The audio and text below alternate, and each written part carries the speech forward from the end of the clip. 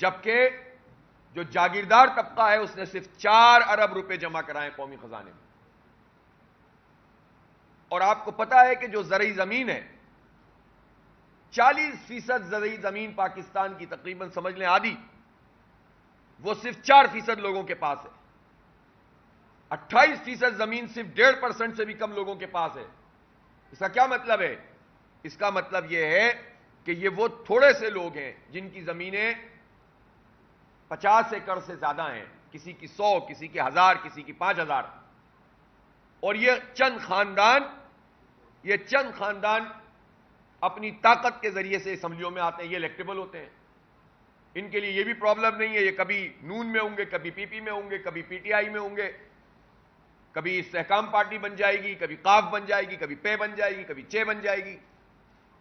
اور یہ اصل میں تو قوم کو بناتے ہیں. اور یہ سارے کے سارے حکمران طبقہ جو جاگیرداروں پر اور وڈیروں پر مشتمل ہے، یہ مارشل لاؤ کے اندر بھی موجود ہوتے ہیں اور یہ نام نہاد جمہوریت میں بھی موجود ہوتے ہیں. یہ اپنی زمین کے اوپر ٹیکس نہیں لگنے دیتے. یہ سیلریڈ لوگوں کو ماریں گے، غریب کو ماریں گے، مڈل کلاس کو ماریں گے. وہاں آئی ایم ایف کہاں چلا جاتا ہے جب زرعی زمین پر انکم ٹیکس کی بات آتی ہے؟ ہم چھوٹے کسان پر ٹیکس لگانے کی بات کر ہی نہیں رہے.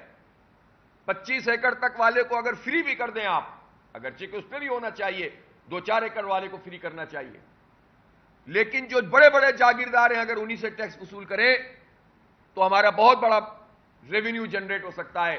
وہاں نہیں جائیں گے. میں سوال کرتا ہوں کاکڑ صاحب سے کہ ہمت ہے ان کی کہ جاگیرداروں پہ ٹیکس لگائیں؟ جب ان سے یہ بات کرو تو کہتے ہیں میرا اختیار نہیں ہے. ٹیکس لگانے کا اختیار ہے، ٹیکس ہٹانے کا نہیں ہے. پیٹرول کی قیمت کس نے بڑھائی ہے؟ کاکڑ صاحب نے بڑھائی ہے نا، اور تیاری کیے بیٹھے ہیں 31 اگست کو بڑھانے کی. تو اس لیے یہ اختیارات جو قانون سازی کر کے پی ڈی ایم کی گورنمنٹ نے نگراں حکومت کو منتقل کیے تھے، اس کے تحت یہ کمی بھی کر سکتے ہیں. جاگیرداروں پہ ٹیکس لگائیں. اور یہ جو آئی پی پیز کے معاہدے ہیں، کہتے ہیں کہ اگر ہم نے معاہدوں کو چھیڑا تو انٹرنیشنل یہ آربیٹریٹر کے پاس چلے جائیں گے. جھوٹ بات ہے یہ. جو ہمارے لوکل لوگ ہیں جن سے معاہدے ہیں، کیا معاہدہ ہے؟ قوم کے سامنے لاؤ، بتاؤ کہ یہ جو گل احمد انرجی والا پلانٹ چل رہا ہے، کیا یہ ایز پر ایگریمنٹ چل رہا ہے؟ کیا یہ پلانٹ کفایت کرتا ہے آج کے دور کی سڑے ہوئے گلے ہوئے پلانٹ ٹپال والوں کے اور یہ گل احمد والوں کے اور نشاط والوں کے؟ ان کے چل رہے ہیں اور ان کے پیسے میں اور آپ ادا کر رہے ہیں، پاکستان کے لوگ ادا کر رہے ہیں. خودکشیاں کر رہے ہیں لوگ. کہاں جائیں؟ احتجاج کریں تو تکلیف ہوتی ہے اس طبقے کو. 1 مہینہ بل ادا نہیں کریں تو بجلی کاٹنے کے لیے آ جاتے ہیں. اور وائٹ کالر کرمنل خاص طور پر بیٹھے ہوئے ہیں یا کے الیکٹرک میں. میں بہت واضح بات کہنا چاہتا ہوں کہ اس وقت کے الیکٹرک کے جو لوگ ہم پر مسلط ہیں وہ کارپوریٹ سیکٹر کا پر دھبا ہیں، کرمنل ہیں. وہ جعلی بل بناتے ہیں، تیز میٹر چلاتے ہیں، غلط بل بھیجتے ہیں اور خلاف ورزی کرتے ہیں عدالت کی، توہین عدالت کے مرتکب ہیں. ان کو کوئی نہیں پکڑے گا کیونکہ وہ بہت سوٹڈ بوٹڈ ہیں قوم کو بے وقوف بنانے کے لیے.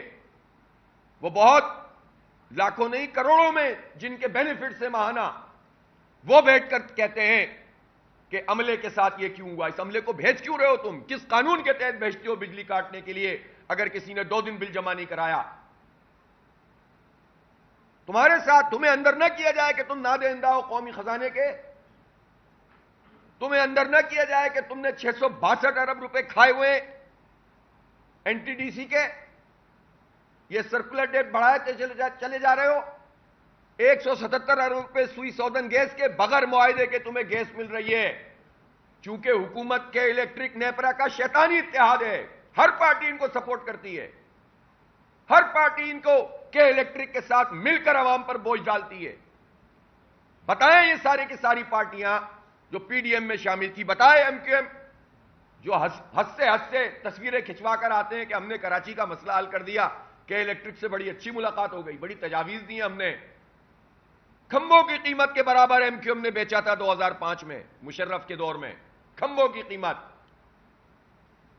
ان کی مرضی سے پتہ نہیں ہلتا تھا، جو چاہتے تھے کرتے تھے شہر میں.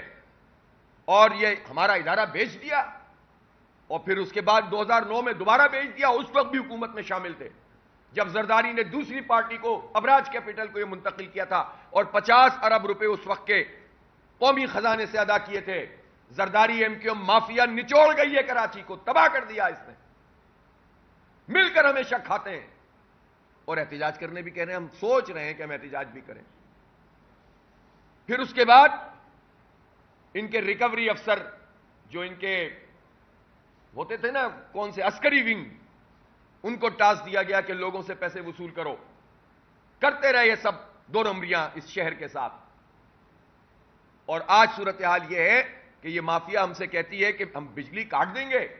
مجھے یہ بتائیں، سی او صاحب بتائیں، کمپنی کے مالک بتائیں، سی ایم بتائیں، یہ ساری پارٹیاں بتائیں جو کہ الیکٹرک کی سپورٹر ہیں، People's Party, Noon League, M Q M, J U I, جتنی پارٹیاں حکومتی پارٹیاں ہیں، پی ٹی آئی بھی انہی کے ساتھ تھی، کچھ نہیں کہتی تھی ان کو.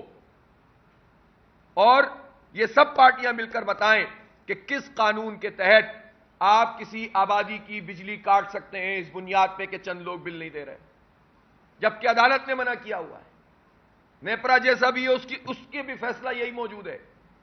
تو جب آپ خود قانون ہاتھ میں لے رہے ہیں، آپ خلاف ورزی کر رہے ہیں، تو پھر آپ کیسے کہتے ہیں کہ ہمارا عملہ جائے تو اس کے ساتھ کوئی سلوک نہ کیا جائے؟ ہم قانون کو ہاتھ میں لینے کے حق میں نہیں ہیں. ہم عوام سے یہ کہتے ہیں کہ عوام ہماری لڑائی کے الیکٹرک، بلکہ کے الیکٹرک نے تو آؤٹ سورس کیا ہوا ہوتا ہے، عام لوگوں سے نہیں ہے. تو بیچارے خود تنخواہ دار ہوتے ہیں جن کو بھیجا جاتا ہے. لیکن اب یہ حکومت کی ذمہ داری ہے کہ وہ کے الیکٹرک کو پابند کرے کہ ان دنوں میں ان کا کوئی آدمی نہیں آنا چاہیے محلوں میں یا مارکیٹوں میں بجلی کاٹنے کے لیے، کیونکہ حالات بگڑتے ہیں تو اس کا یہ فائدہ اٹھاتے ہیں. یہ مافیاز ہمیشہ عوام کو عملے کے ساتھ لڑا کر، یہ کرمنل، وائٹ کالر کرمنل جو بیٹھے ہوئے ہیں اوپر، یہ فائدہ اٹھاتے ہیں اور دھمکیاں دیتے ہیں کراچی کے لوگوں کو. ان کا کیا اسٹیک ہے اس شہر کراچی میں؟ تو بھاگ جائیں گے.